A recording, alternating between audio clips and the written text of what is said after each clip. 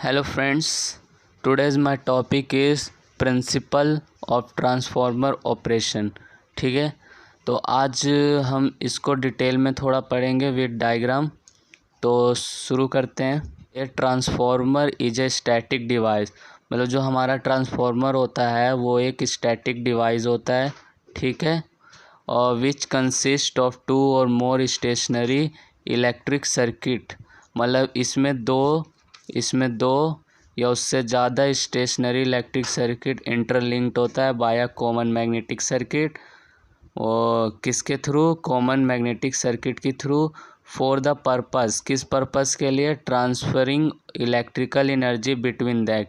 वो इसलिए होता है मतलब मैग्नेटिक सर्किट इंटरलिंक, क्योंकि उसका पर्पस होता है वो ट्रांसफ़र कर सके इलेक्ट्रिकल एनर्जी एक दूसरे में। ठीक है, अब है आगे। The transfer of energy from one circuit to another take place without change of frequency, मतलब एक सर्किट से दूसरे सर्किट में जब वो एनर्जी को ट्रांसफ़र करता है तब उसमें जो फ्रीक्वेंसी होती है हमारी वो चेंज नहीं होती। ठीक है, ये हमारा ट्रांसफार्मर का डायग्राम है। ठीक है, इसमें मैं आपको प्रिंसिपल पूरा डिटेल में बताऊँगा, तो समझने की कोशिश करिएगा। तो इसमें क्या है, हमारा पहला तो है जो ये हमारी कॉइल है, ये हमारी फर्स्ट कॉइल है और ये हमारी क्या है, सेकंड कॉइल है।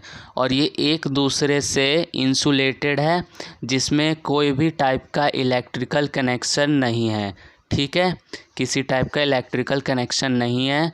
तो ये हमने नाम दे दिया C1 कॉइल फर्स्ट, और इधर दे दिया हमने कॉइल सेकंड।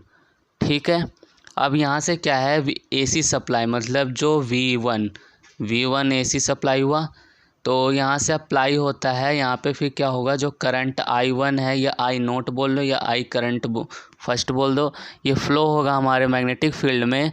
तो इससे क्या होगा, यहाँ पे हमारा फ्लक्स प्रोड्यूस होगा।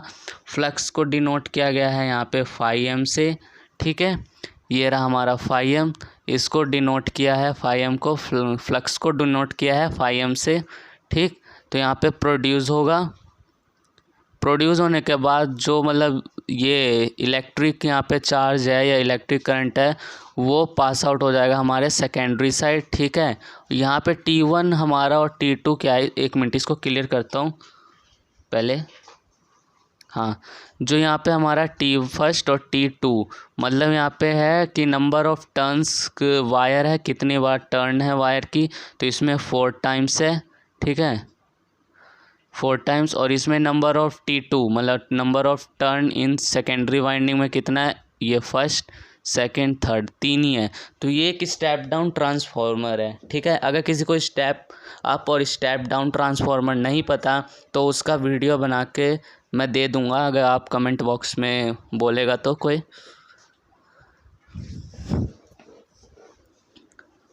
ठीक है, तो अब आगे देखते हैं आगे क्या है। तो मैंने ये बता दिया कि यहाँ से जो I करंट है वो फ्लो होगा इसमें से, तो और यहाँ पे प्रोड्यूस होगा एक फ्लक्स जिसको हमने φm से डोनेट किया है, और ये पास आउट होकर हमारे सेकेंडरी वाइंडिंग तक होगा। तो यही है कि जो एनर्जी ट्रांसफ़र, जो एनर्जी जो है वो ट्रांसफ़र होता है एक सर्किट से दूसरे सर्किट में without any change of frequency.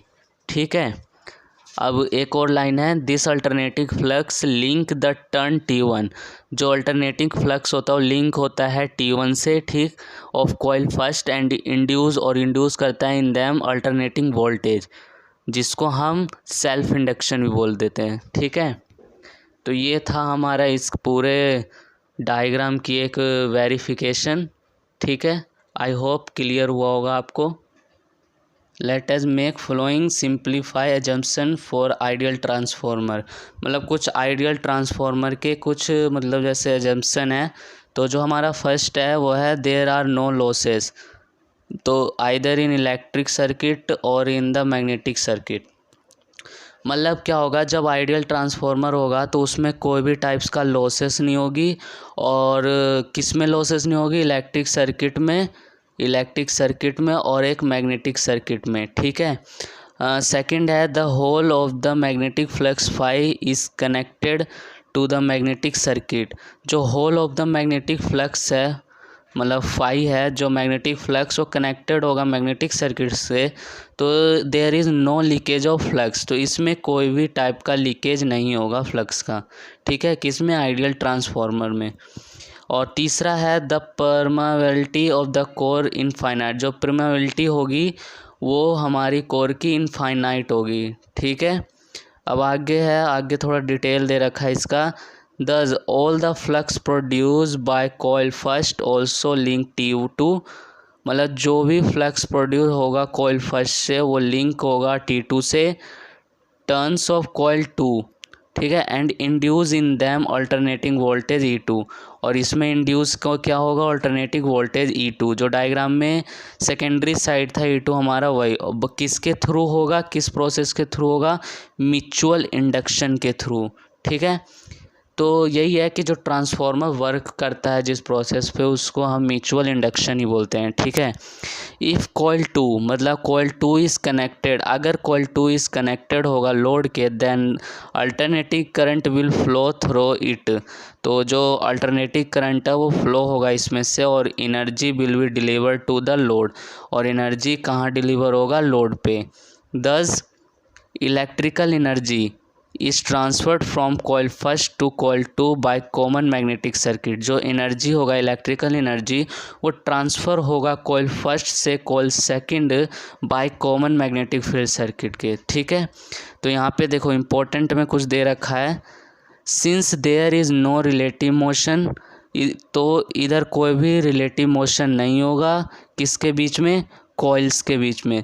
The frequency of the induce voltage in coil 2 is exactly the same as the frequency of the applied voltage to coil first, ठीक है। कॉइल फर्स्ट, जो coil first था हमारा, which receive energy from the source of AC supply is called primary coil, मतलब जो coil first था हमारा वो रिसीव करेगा energy from the AC supply, AC supply से रिसीव करता है एनर्जी, जिसको हम प्राइमरी कॉइल भी कहते हैं और प्राइमरी वाइंडिंग भी कहते हैं, ठीक है।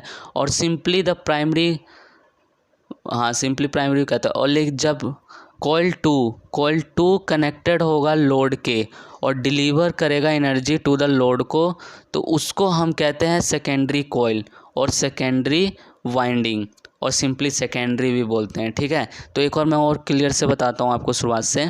जो कॉइल फर्स्ट है हमारा वो विच रिसीव द एनर्जी, मतलब कॉइल फर्स्ट हमारा रिसीव करेगा energy from the source of AC supply से, तो उसको हम प्राइमरी कॉइल कहेंगे या प्राइमरी वाइंडिंग कहेंगे, या सिंपल हम प्राइमरी भी कह सकते हैं, ठीक है। और जो कॉइल 2 है, कॉइल 2 क्या होगा, कनेक्ट होगा लोड के और लोड को डिलीवर करेगा एनर्जी, तो उसको हम क्या बोलेंगे, सेकेंडरी कॉइल, नहीं तो सेकेंडरी वाइंडिंग, नहीं तो सिंपल हम सेकेंडरी भी बोलेंगे, ठीक है। अब आगे है the circuit symbol for 2 winding transformer is shown in figure, तो सर्किट